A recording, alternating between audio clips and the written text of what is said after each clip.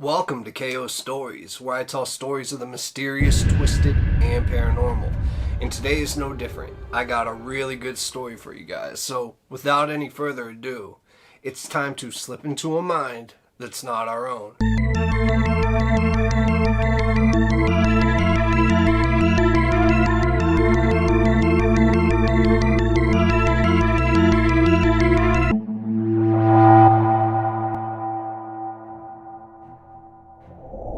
Welcome everybody, what's going on? I got a special one for you today. We are doing the holidays. Yes, Merry Christmas and Happy Holidays to all of you. Now, I was able to find 3 stories today that hopefully, let's just say, you'll enjoy. So without any further ado, let's get right into this today. As of now, it's time to slip into a mind that's not our own. Okay, first we're going to start on December 25th, 1929 in Germantown, North Carolina. Now, the Lawson family was having just a very nice, normal, and peaceful Christmas. Now, Charlie Lawson, who was a sharecropper, had gotten up enough money together to take his wife and 7 children out to buy new clothes and even had family photos taken. I mean, this was a pretty good Christmas so far, considering that the Great Depression had begun earlier that same year. But then, something that nobody could have predicted happened, and historians and researchers still don't completely understand it. Now, Charlie decided, for reasons that are still unknown, to kill his entire family. He shot 2 of his younger daughters as they were leaving to visit their aunt and uncles, and this is according to the Greensboro News and Record. But then he shot his wife, who was just sitting on the front porch. Then he went inside, killed his oldest daughter and 2 younger sons, and finally murdered his infant daughter. Now afterwards, he went into the nearby woods and died by suicide. Now I know what you're thinking. Heavy story to begin with. Is there any silver lining? Is there any good parts to any of this? Well, maybe a little one. You might have noticed that Lawson only killed 6 of his 7 children. Now, for equally mysterious reasons, Charlie sent his oldest son, Arthur, out on an errand right before he began the slaughter. Now, no motive was ever determined for the killing, nor were there any reasons for sparing Arthur. Now, if you ask me, I would not say this guy was possessed or anything like that because, or at least I hope not, but it seems like something happened and methodically he took out his family members and he just couldn't bear losing his firstborn son. Because if you think about it, the person that he killed last is the infant, who would be the hardest to kill. So this one puzzles me. There was one rumor that alleged Charlie was molesting his oldest daughter, Marie, and that she was pregnant.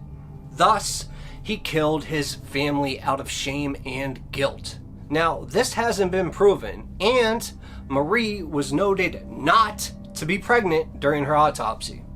Now, as some of you probably know, housing can be very tough to find for a student, especially in the last several years. And while Christmas may be about goodwill towards those around you, sometimes a situation is simply not sustainable. Now, this was the situation 18-year-old Alexis Valdez found himself in on Christmas Day 2013.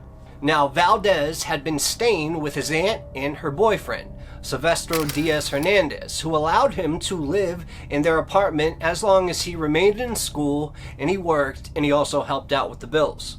And it worked at first, but some point along, Valdez just quit school, and then he quit his job, and he wasn't uploading his part of the bargain.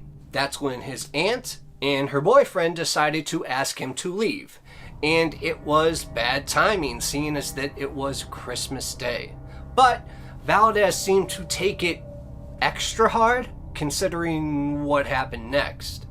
Hope you're ready for this. Now, he confronted his aunt's boyfriend, and things quickly turned violent. And in his anger, Valdez killed Diaz Hernandez with a hammer, and then mutilated his body by removing all of his limbs. And then he decapitated him. also disfiguring his face in the process. Now, leaving his head in Valdez's aunt's bed, he later described it as a present for Christmas. After that, Valdez called the police on himself and told them exactly what happened, and he fully admitted to the murders when the police arrived. And they found him there, covered in all this blood, and reportedly, Valdez later said that he also would have killed his aunt too, but she just happened to not be home. Now, as you also probably know, there are a number of horror movies, often of questionable quality, set around Christmas time and featuring, a killer in a Santa Claus outfit, but, that's just fiction, right? Well, mostly, yes, but it has happened more than once, and not in a silly, over-the-top, B-rated movie. So, on December 24th, Christmas Eve, 2008, the Ortega family of Covina, California, was sitting down on Christmas Eve, having dinner and just enjoying family time. And that's when Bruce Pardo, the ex-husband of Sylvia Ortega, showed up. Now, Pardo came in wielding multiple firearms, and he immediately began firing at his former in-laws, all while dressed as Santa Claus. Now, after he was done with this monstrous act, he used a homemade flamethrower to burn all the Ortega's house to the ground. In all, 9 members of the Ortega family, including Pardo's ex-wife, were dead by gunshot or fire. Now, Pardo died by suicide at his brother's home hours later. So that's the top 3 story. What was that? Oh, we got a bonus story for you too. So it's not 3, it's actually 4 stories. Thank you for telling me that. Okay, the 4th story, here we go. So I guess there's this person named Gianni Belvedere, and he was talking to his cousin on the phone, waiting in the parking lot of Macy's in Mission Valley, California. Now, it was the early morning hours of Christmas Eve, 2013, and Gianni had come to pick up his fiancée, Ilona Flynn, who worked there. And at the time, Macy's was staying open extra late, to cater to the last-minute shoppers. So, as Gianna was waiting, a man approached and shot and killed him, then stole his car, according to NBC in San Diego. And then the man, Carlo Mercado, drove Gianni's car to his own house, even filling it with gas on the way, but soon came back to Macy's for his motorcycle, which had broken down nearby.